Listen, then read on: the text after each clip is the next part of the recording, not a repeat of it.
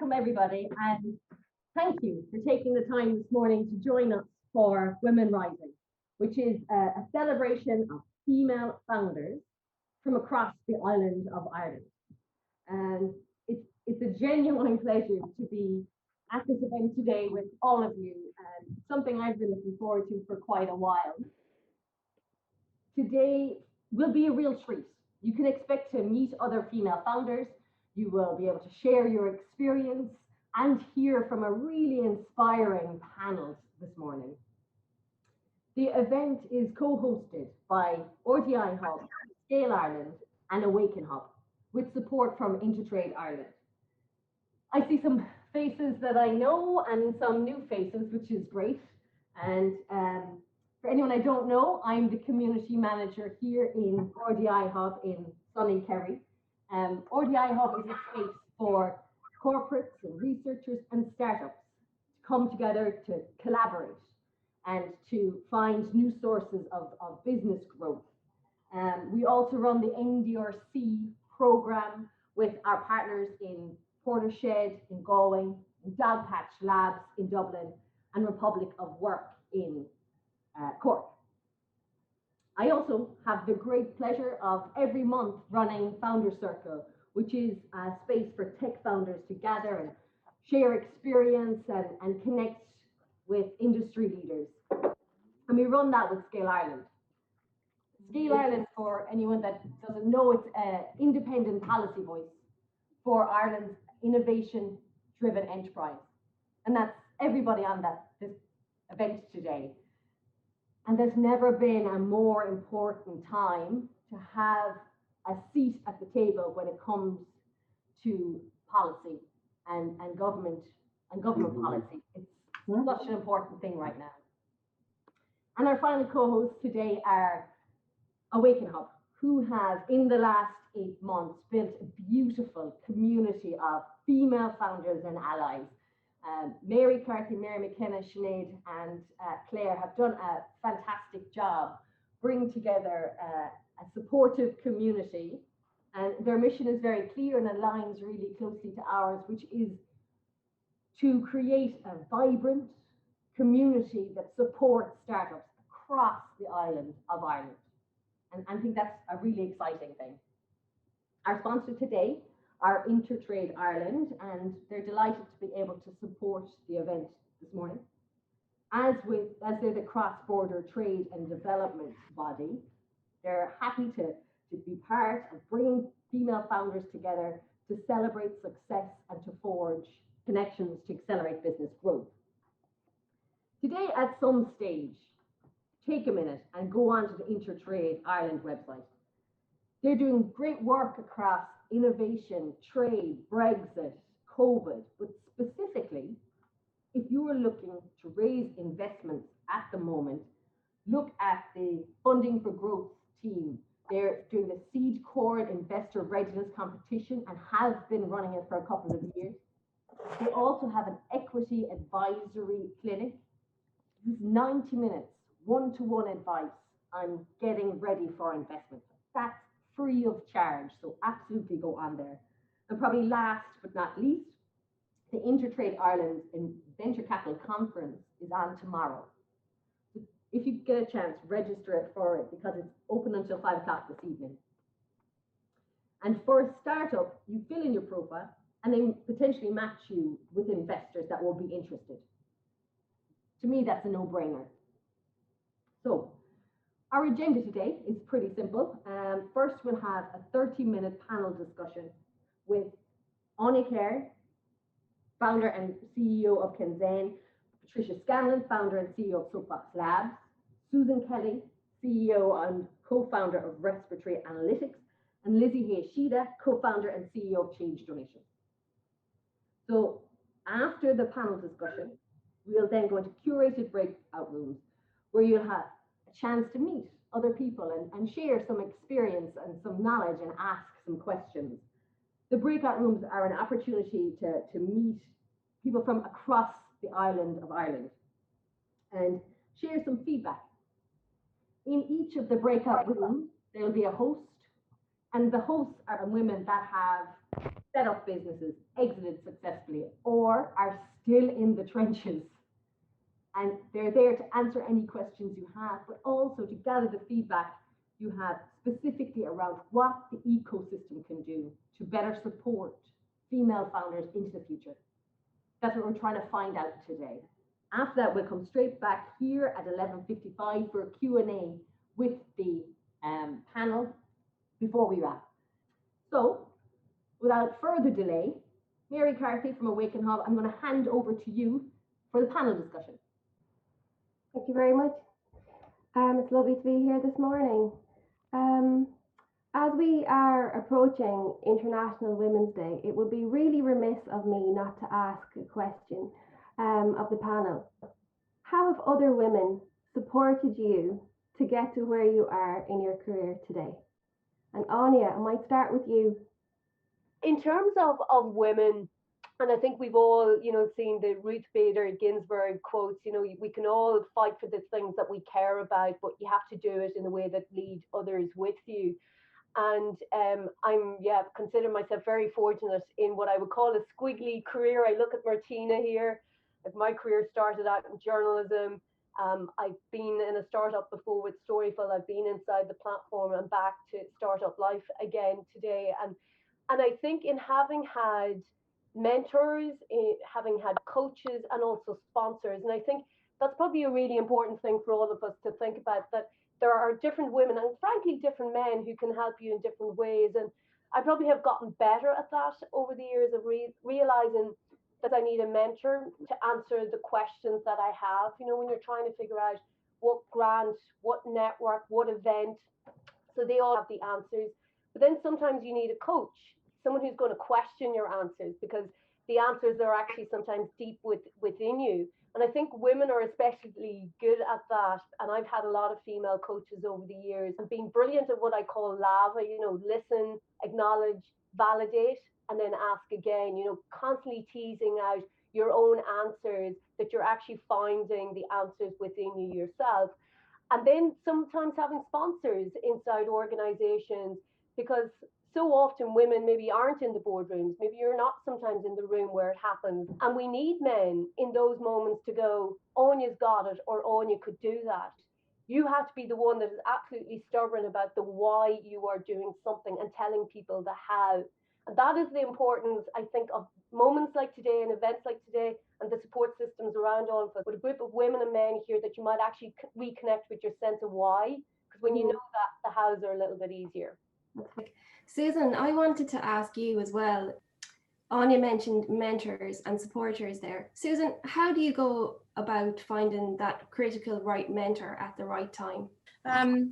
I guess I'm still very early in my journey as a founder, although I was involved with a company previously in a founding role. And I think a lot of it is trial and error. I suppose I've been fortunate in my life to have had some very good role models in terms of my own mum. I've also worked in very male-dominated environments where I've seen women who've really managed to carve out a really strong position for themselves. But I think it's been a combination of trying to find like-minded individuals and good fortune. People will also try and seek you out. And in a platform like this, the timing is perfect for me, for all of us. I think there's a real catalyst around tech. And I think there are some really positive female role models out there now. I think the whole agenda around Me Too has also sort of changed women's voices.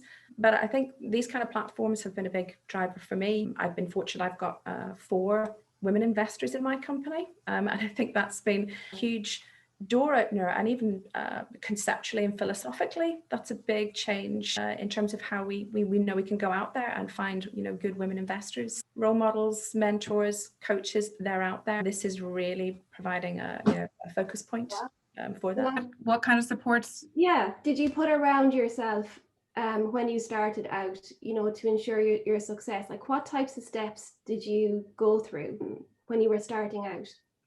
I'm originally from the US, from California, and I met my co-founder in Dublin when we were in school in Trinity. And I think because we were in an academic setting, we had so many supports and opportunities to find mentors, that we just had access to people I probably wouldn't for sure if I just kind of come here and tried to set up. Trinity itself had amazing programs. We started out in Launchbox, which was fantastic. So that was just kind of startup support generally. I found, I'm in Dogpatch now. I found Dogpatch Lab pretty early on, just kind of searching startup supports as we were interested in kind of starting the business. Just kind of the mentorship that they provided was incredible to be able to kind of plug into the ecosystem right away. And then I think beyond that, I kind of went through the traditional Irish startup plan of then going into New Frontiers phase 1 and then New Frontiers phase 2, and then finding investment. And so I found that just Ireland in general has such an amazing support system for startups. And I was connected early on with amazing mentors through New Frontiers. Also happened to be another female founder, which was incredible to have access to. So I think just from that aspect, it was great. And then of course, my background again was kind of that squiggly career of different industries, but I mainly was always in the startup space of different kind of varying sizes. And so being able to reach back out to the people that I'd met there and keep connected with them, and also kind of realizing through all the different supports that I found here, maybe it's actually someone that is in a different industry but could help me with a specific problem. And so I'm working kind of to figure out what I needed to ask for, and then kind of figuring out that piece. I think that was actually probably one of the hardest things for me, is actually knowing one, what the biggest issue was, kind of getting down to the root of it, and then finding the right person. And it maybe wasn't kind of who I thought it was originally. So going down that, but now kind of, I think throughout the last, and we started about 3 years ago. So throughout the last 3 years, kind of building out that list of who would we ask and reach out to for different things. And it's always growing and getting better at kind of keeping in contact with people. And so, you always, one, who to reach out to, but two, you're always there for them if they need to reach out to you. Patricia, I would like to talk to you a little bit about tech, and particularly when you are building new road for new tech in new markets, and that's really, really difficult. So for any founder here who's working on brand new tech in a new way of doing business, new way of doing things, what kind of tips would you give that founder? It's tough, but if it wasn't tough, you're probably not really doing something new and innovative. You need champions, so there's probably going to be people, probably in multinationals, maybe in government, maybe in other supports, that have experience, that if you approach them with it and get them, they don't need to be an investor all the time. They just need to be an advocate for you. And often I find when you're building stuff or you're inevitably going to raise money on it, the more people you have rowing in behind you, even if it's somebody in the industry that you may want to sell to in the future, because people often think, but I need clients and I need invoice and I need revenue. Actually, a letter of support that's not legally binding, but they say, and you make sure you tell them that, right? Say, write me a letter of support. It's not legally binding, but if we build it, you would be interested in it. And that goes a long way, because sometimes when you're building something really new, it takes time. So often you don't have, it's not like you can throw something together and get it out in the market and test it in a couple of months, it's tough. It's tough because you're almost expected to do that. But when you're really going deep in building tech, there's other ways of proof points. Be cheeky, reach out to somebody you don't know, or, a cold contact even. Like me, I know it's much better to get warm contacts, but we don't all have that in our network.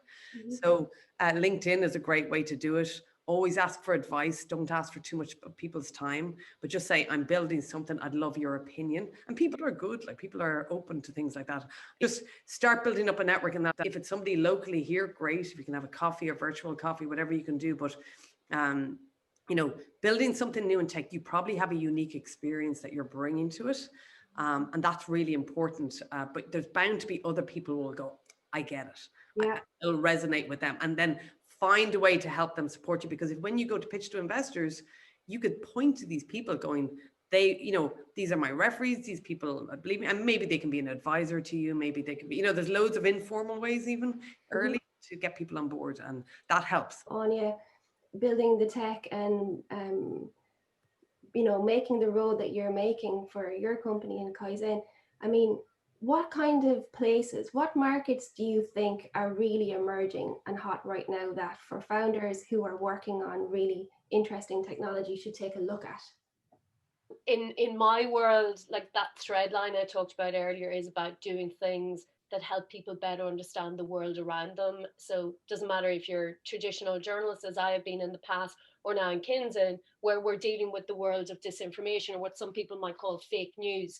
And the world in which I operate, let's see the scenes we saw on Saturday on Grafton Street. Unfortunately, even back in 2010 in Storyful, we were doing so much debunking of content that some people were spreading maliciously for propaganda, political propaganda reasons.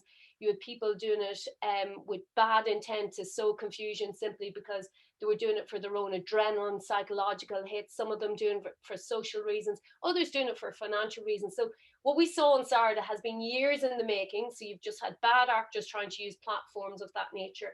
But you also have this wicked problem of trust, ultimately, world over, in multiple institutions, be it your maybe health institutions, could be your media institutions in some countries, it could be your governance and political systems. And that's something I think we all have to think about, is that word trust. In my industry, it's about how do we build trust in quality news and information and ensure that you rebuild that connection, because we think back to the 2000s, that whole generation, it was a move fast and break things. If you were a startup, if you were a founder, if you were in the technology ecosystem. Now I would suggest we have to get more to a moment of move slow and fix things, and be really thoughtful about how we go about building our businesses, our startups, regardless of your size, to embrace that. And to think about this question of trust, like what are the things that you are going to do to ensure that your work, your team, your product, your service, it is helpful and not harmful. And it's a question I think an awful lot about, because we live in a world now where the unintended consequences of platforms of that move fast and break things, the unintended consequences of more content everywhere has meant we have broken the connection between people and quality news and information. And then you have a vacuum. And in that vacuum steps in our disinformation, bad actors and super spreaders. And in that collapse of trust, we have this wicked problem. And that wicked problem is what we saw on Saturday. That didn't happen overnight. That hasn't even happened in the last 12 months. That has been years in the making. And I think, that's one very small example in my industry, but I'm sure if you all thought about it in your different respective industries of what are you doing every day to build trust? Are you constantly asking yourself that question of, is my work helpful or harmful? And am I doing things that all the time think about unintended consequences? And critically, are we all thinking all the time about our plan, not only our plan B, but our C, D, E, F, that we are knowingly asking ourselves of everything that we do every day, what is the worst that could happen? And being really comfortable sometimes with the answers that you get, and then deciding, okay, actually I have to fine tune this, I need to dial this back, or in some moments actually have to go back and hit a reset altogether. And the last thing I would say on that, when I think about, what it's less what's hot and more about the process. Like I think we probably, all of us on this call today, know the problems that we're trying to solve, and we know our why, and we know our values, and we know our strengths, and we know what it is we're trying to do in the world without. But I often think that your why is really important, but your hows are obviously critical, our tactics and strategies, but that we have to bring it back all the time then to execution. And sometimes actually making sure that the most boring work, or what I sometimes tell the team, the unsexy plumbing, that is actually the critical part of what we do. Because when you're not paying attention to the detail and only obsessing with the end outcomes, mistakes are made, and you're not doing your scenario planning, and you're not looking at those lists, and you're not thinking about unintended consequences. Because I think in all of this, particularly now more than ever, as we all live through a global pandemic, like probably before last year, we all obsessed about our 5-year projections and our 5-year business plans. And you sit here in March 2021 and you go, it's laughable. It is laughable to think that we can do 5-year projections in this massive moment of ambiguity. And that in this moment, what we all need to actually do is experiment, to iterate, to try and find out what is it that people need in their world today, and a world that is fast changing. And if I can leave you with one last piece of advice I would give, and it's absolutely nailing your problem definition and constantly coming back to that, and your why, and then only doing your how. And one of the things I've had to set myself as a discipline is, I was very fortunate to go to Columbia University some years ago, and they drill in this formula to you that if you want to do something that is going to be driving change, it's a product or service, something different, change has to equal DXBXP. And your D is dissatisfaction, your V is vision, and your P is process. So you can have all of the process, brilliant process, you can have all the vision in the world, but if you do not absolutely understand the D, what makes people dissatisfied, what are they unhappy with, what is the problem that you're trying to solve, the vision and the process won't matter. And I think that's a discipline all of us have to come back when we think about our startups. What is the D that we're solving for, and then think about our V and our P. Susan, I wanted to come back to you, and you mentioned that you had female investors, which is fantastic. And I suppose for me, I wanted to know, for the women in the room and the men in the room who are thinking about raising right now, can you give me a few quick fire tips about what you need to start planning now to get in your toolbox to be ready? First of all, I'd highlight just getting the relationships in place. Relationships are fundamental. Thinking back, I don't think we were actually quite ready for investment, if I'm brutally honest. I think the pandemic drove a lot of things. I talked about serendipity earlier.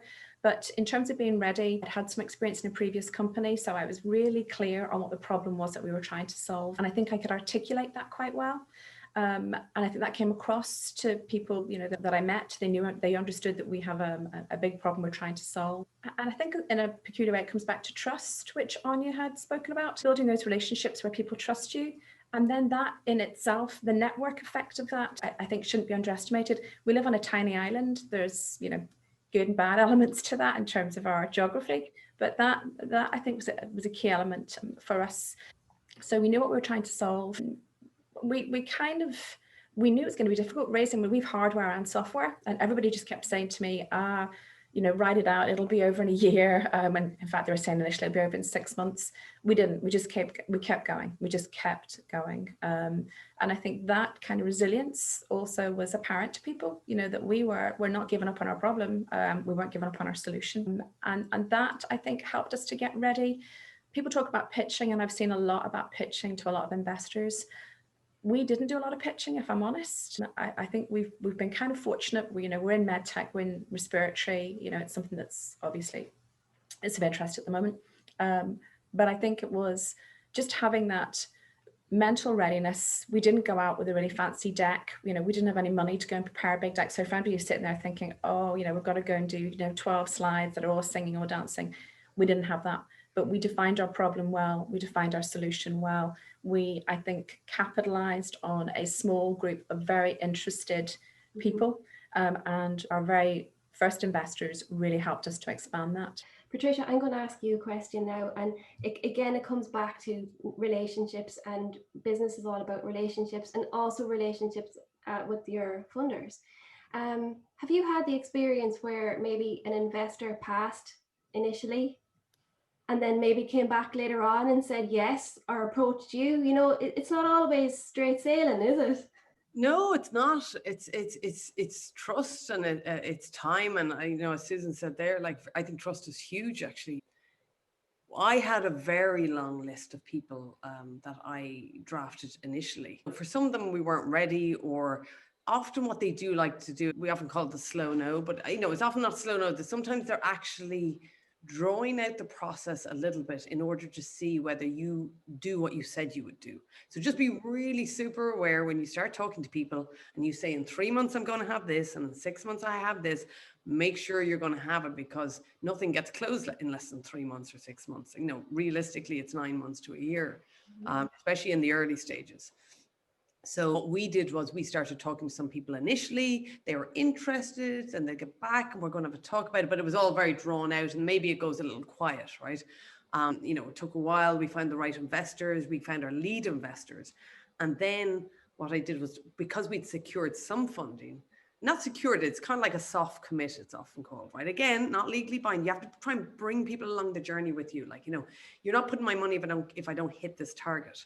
And then saying to people, well, remember I talked to you 6 months ago. Here's our update. And I remember sending a 1-page update 6 months after I talked to a whole bunch of people. And we had secured a lead investor. And all of a sudden, it just changed everything. Because They looked and they said, not only did you do what you said you're going to do, you actually exceeded it. and you've got a lead investor, and all of a sudden, and then we go, and we're closing in the next 2 months, and all of a sudden that sense of urgency started to come. Like, so I would say absolutely go back. Be careful as well. You don't want to be trying to convince people, because I do find a lot of our investors who came on and have been supporters over the years were the ones that got it very quickly as well. There was a few that I would have gone back and tried to convince, and then they were like, I don't think so, and I'd be there going, no, I'm going to win them over, and like, maybe that's not the best idea either. But if someone says no, they say no, just move on, or they're really not keen, they're not a good fit probably, and spend your time with the people that maybe are going to be slower in their decision making, and that's okay too. Sometimes with angels, it's very personal. They're writing a personal check. They don't work for a firm that's paying their salary. Like, so be okay with that. But be very conscious when you say you're going to do some follow up with them, give them updates, and then maybe give a clear date that you're closing and see, but you have to have a little bit of confidence. You have to have a broad amount of interest to be able to pull that off as well. Be conscious of the numbers you say. And if you change your numbers, make sure you've got a damn good reason for it, because people are watching for those details. They're looking for your ambiguity. They're looking for you to change your mind. They're honestly looking for reasons to not invest sometimes, because they're looking for red flags. So just be confident, be assured, don't get swayed into inflating your numbers beyond something you can realistically achieve, because a lot of people will do that. But in the early stages, be careful of that, because that's also a stick to beat you with, right? There's a balance that I say, in 6 months, I'm going to sell all this. And then they're sitting there 6 months later going, well, you didn't really sell all that. Be careful. Just be confident. Be careful. Yeah. That is, Lizzie, I'm going to ask you the final question, if that's okay, this morning. Tech for good, it's incredibly important, and it's certainly, we can see it's a sector that's growing hugely. And I wonder for you, is it more about the tech or the good, or is it both? What drives you there? Yeah, I think for me, it's both. I kind of grew up around tech, and I love innovation and all the amazing things that can come out of it. But more and more in today's world, everything needs to think about, like, what impact are you having on the world? And I think I was really fortunate in the last company I was with before moving to Ireland. I'd seen that it wasn't considered a tech for good company. We were a finance company, but I was actually able to see all of the positive outcomes that came, because essentially, like, the company was able to go beyond traditional credit score and give credit to people that didn't traditionally have it. And the way that it changed people's lives, and being able to see that firsthand, for me, was just incredible.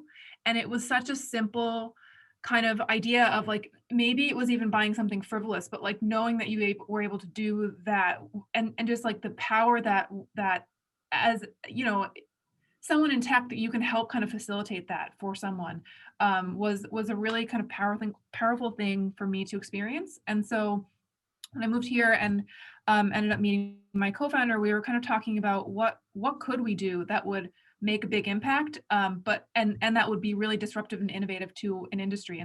And we started looking at the charity space and what could be disruptive there, because charities really, like, you can't take a risk on innovation, because your people are donating money to you, and it's to go to a cause. And so something in the end, it could not work, and then you spent donations for something like that. And so we wanted to be a company that could take that risk off of charities and be able to be the innovative partner for them. And so the first step for us was building this donation platform that you could give your small change to. But there's so many things that we eventually see we could possibly go into. And so for us, I mean, for me, like, in particular, like, it was both. It was definitely like, I love innovation and what that can do for any industry, but being able to do that in a way that actually gives back to the world and helps people is just, I mean, it helps you kind of get up every day and stay passionate, I think. So I like that notion about partnering with charities, and you take the risk, if you like, you de-risk this innovative piece that you've built. I like that idea. So that might be a tip for other people in the room today who are interested in tech for good. Look at about how you can partner with others to, I suppose, fulfill your mission. First question is going to be very straightforward because it dominated our breakout room, and it was the question I was going to ask anyway. In terms of our 4 female founders, you are CEOs, you're women in leadership positions. Do you think it is harder for females in terms of pitching, in terms of being recognized, in terms of promoting your company than a male counterpart? And many of the women in my breakout room were saying they feel it's difficult in terms of the pitching stage or getting your voice heard in a sector which is dominated by men. And the figures would prove that. So I'm going to start with Patricia, because she's smiling and she's in my eyes. So Patricia, what would you say to that? It dominated. Well, it didn't dominate. It was at the latter half of our breakout session as well. Yes, it's of course it's harder, and I think anybody who says otherwise is probably being a little disingenuous or way overly blind when it comes to this. The numbers bear it out. It is an issue. One of the things, I talk about this a bit, and I don't think it's an easy fix, but we need to fix the investment committees. And we had a great chat that maybe sometimes at the government level, local level, they are balanced, but where you do find the higher up the investment levels you go, you see less women. I mean, you can't, expecting to have to fix women. Nobody here needs to be fixed. We're doing a very good job, but just we may not pitch in a way that's expected. We may not pitch in a very male way, or maybe there's a lot of unconscious, subconscious bias by men and women of what is the AAA founder. And actually, swaggers into the room, loads of confidence, everybody starts throwing money at them, and women, we just don't do that as much. We have a different way of pitching. It's been borne out in the fact that Fortune 500 companies, bigger companies, SMEs that have female leaders actually adhere to their projections, financial projections, so much more than male. The outcomes are good, they're solid, they're honest, but that's not liked in some ways. Or maybe what it's being pitched, the topic, maybe it's something in female health, makes people uncomfortable, maybe it's something, it's solving a problem for that someone experiences in their life, and they always advocate that you do that, you try and solve a problem in your life. But if you're pitching to a very male investment committee, or GP brought up to the investment committee that isn't balanced, you're not going to have as much success. Thank you, Patricia. We just have 10 minutes left on this question section. Can I ask Susan the same question?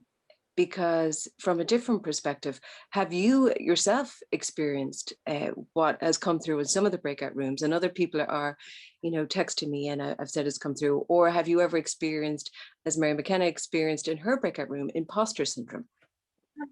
And what can we do to address that? Well, funny enough, in our room, we talked about the same themes as well. And we came back to entitlement, that there is, as Patricia's just described, there's a swagger into the room, we're going to get the money and that's it. The Rose Report, we've all read it, we all know what the reality is. From my personal experience, I got challenged very hard about my figures. I also got challenged very hard about my term sheet. Now, this is something that I won't go into a lot of detail on, but I suspect that perhaps a male-led team wouldn't have been challenged in that way. And I'll be very frank, it took quite a while to get that problem resolved, and it is resolved in favor of the company. But yeah, I don't think I have overtly suffered from imposter syndrome, but I think there probably is something kind of buried deep in a lot of women's psyche, which is, yeah, you could be in the room, but you're prepared to take on the challenges. And one of our breakout contributors talked about mentoring work she'd done with a male and a female, 2 separate companies. And she talked about the amount of work they'd done for their finances. And she pointed out that one of the women involved had kind of overworked her finances in anticipation of things being very challenging, which kind of, made things much harder for herself. So perhaps there's something anticipatory in us that doesn't really help. It's not necessarily imposter syndrome. Instead, you're ready for it and you overwork things, and it doesn't present that thing that, Patricia talked about, that kind of swaggering in. You kind of, you make it more difficult. You're not speaking the same language potentially, but that's not an excuse at all. But I think there's something there about behavioural change, as Patricia says, in investor committees from the outset. It's not further up, it's lower down. And I'm going to come back to that theme. Lizzie, have you had any experience of this, of unconscious bias, or that you have fought to have your voice heard in terms of pitching and other key issues that you have to address as a founder? Yeah, I think I'm sure I have.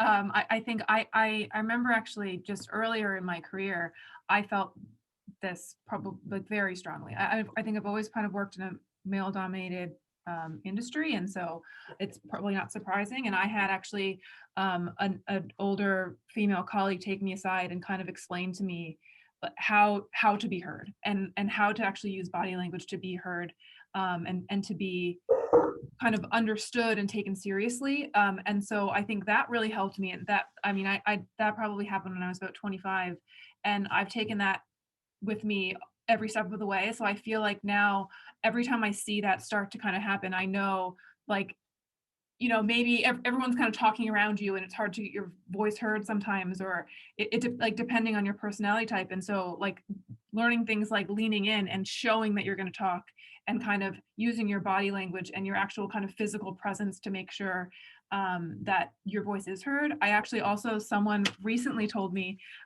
like wearing color is something that gets people to remember, like, you were actually that person that was wearing red. So not being, obviously I didn't really kind of show that off today, but you know, you were the person that wasn't really like the bland person in the room, and you're memorable.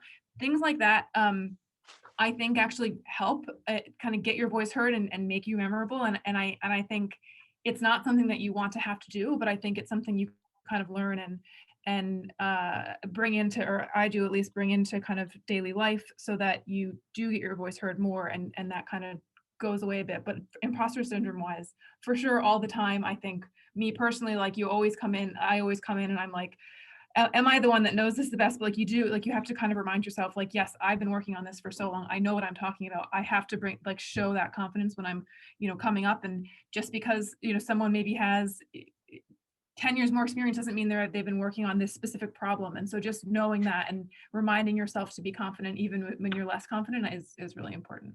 And thanks for sharing that. Also, turning to Anya, who is wearing red. And by the way, Mary McKenna has been very quick on the chat room saying everybody's now going to turn up in red. Anya, can I ask you, what are your own experiences in relation to this? And do you think that's something that you have experienced and that women in the sector experience as a whole? Because you are in a leadership role, but are you treated any differently? You have a co-founder that is male, for instance. Yeah, and the answer, is yes. And I think my experience, I've actually seen it since borne out in research. I think it goes back to 2017, where it was a TechCrunch competition. You had 180 entrepreneurs pitch to VCs, and the final analysis showed that men got promotion questions, women got preventive questions. So men getting the upside, potential gains, tell us the future of the world. Women getting the questions that are like potential losses, tell us about the risks. Have you considered these mitigation factors? And I have definitely experienced that differential of tell us your 5-year forecast versus what are the mistakes that you've made and how you're going to rectify them. So I definitely see that promotion preventative questions.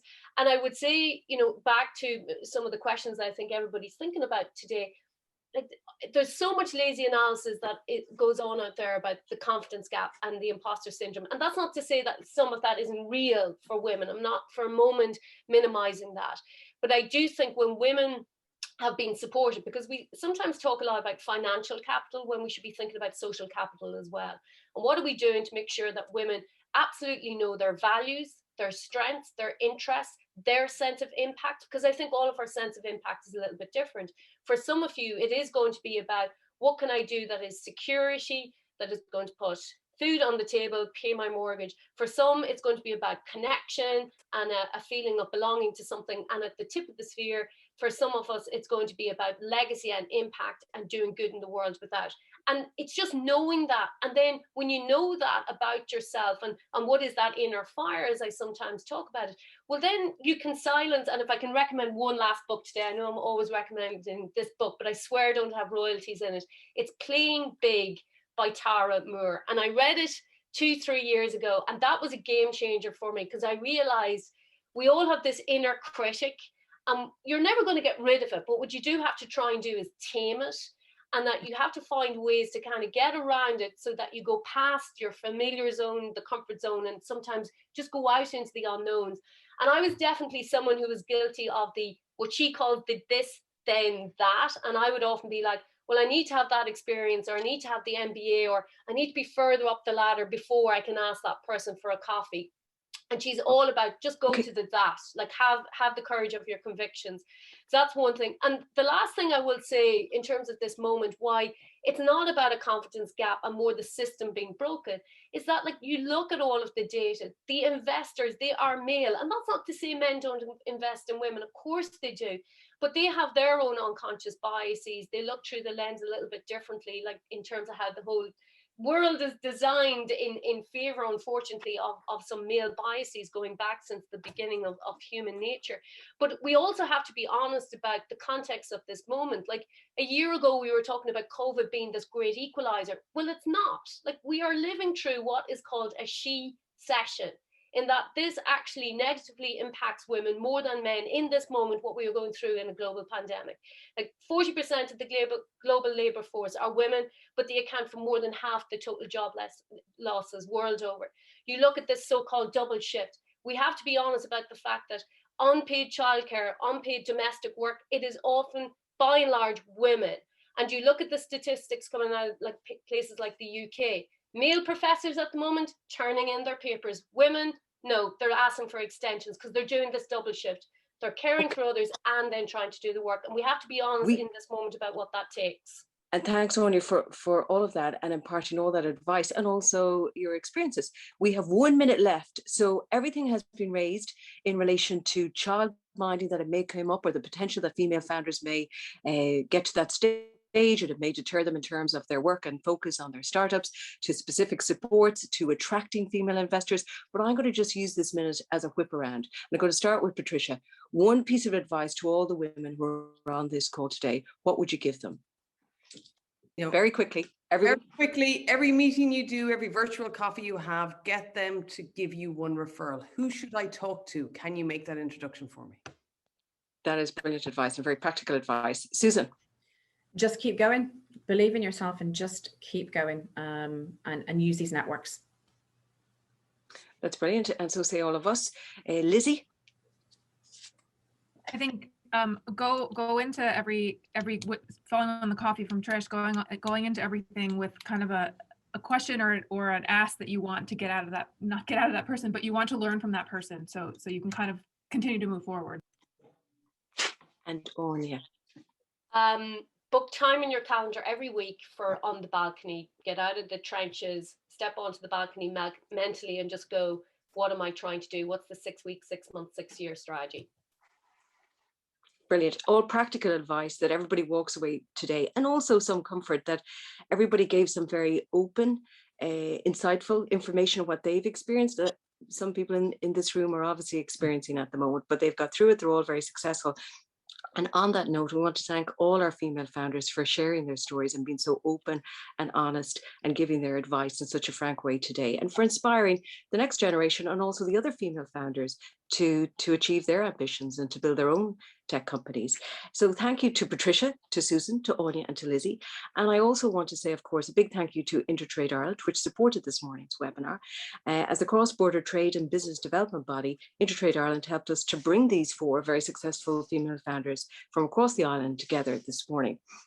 And I also want to encourage everybody to visit Intertrade Ireland's website to learn more about all the great work they're doing in relation to innovation, to trade, to Brexit, to tendering, and to COVID supports. And also finally, and most importantly, I want to remind you that the 2021 annual Intertrade Ireland Venture Capital Conference is taking place tomorrow. And it's not too late to register for this important event, which will feature key contributions and insights from founders, investors, and stakeholders from all across the island of Ireland and also beyond. It's not to be missed, and registration closes at 5 o'clock this evening. So if you're interested, please visit their website, which is www.intertradeireland.com, and then select events. Okay, so there's no excuse. We'll be there. I hope you'll join us. Finally, I want to say these kind of events, which are really successful, are always a team effort. We're delighted to be collaborating and co-hosting with RDI and Awaken Hub. And we also know that behind the scenes, there are so many people that work on our behalf to bring this together. that are not speaking, but they have done so much work on behalf of us all. So on behalf of Scale Ireland, I want to thank Sheila, who project managed our participation, and Eve, who ran our social media campaign, and last but not least, Luke, our communications lead, who is blessed among women in every way, and we're also blessed with him. And also for 20 seconds, I'm going to put Mary McKenna and Ray Dean on the spot to just thank their teams. So Mary. Yeah, I'd like to thank Mary Carty for doing a great job of the panel Q&A today, and I'd like to thank Claire McGee and Sinead Crowley for hosting breakout rooms along with me, and thanks Martina for a great event. Agree completely, Martina. Thanks a million to Fionnuala O'Callaghan, who's running the breakout rooms in the background. For me, it's been a lovely hour, genuinely lovely to spend with you all, so thank you. Thank you, Radine. And by the way, we're looking ahead. I hope everybody has a wonderful International Women's Day on Monday. There will be some good news finally on the day itself, because Tech Ireland will be publishing its latest figures on the level of investment raised by female founders for 2020. And it is a really, really positive news story, and something that is inspiring on the day itself. So amidst all the doom and gloom, some positive news about female founders and what they are doing. And without further ado, I'd like to thank everyone for attending this morning. I think it flew so quickly because it was a nice conversation and everybody took something away from it. And thank you to our co-hosts and also to our supporters. Thank you, everyone.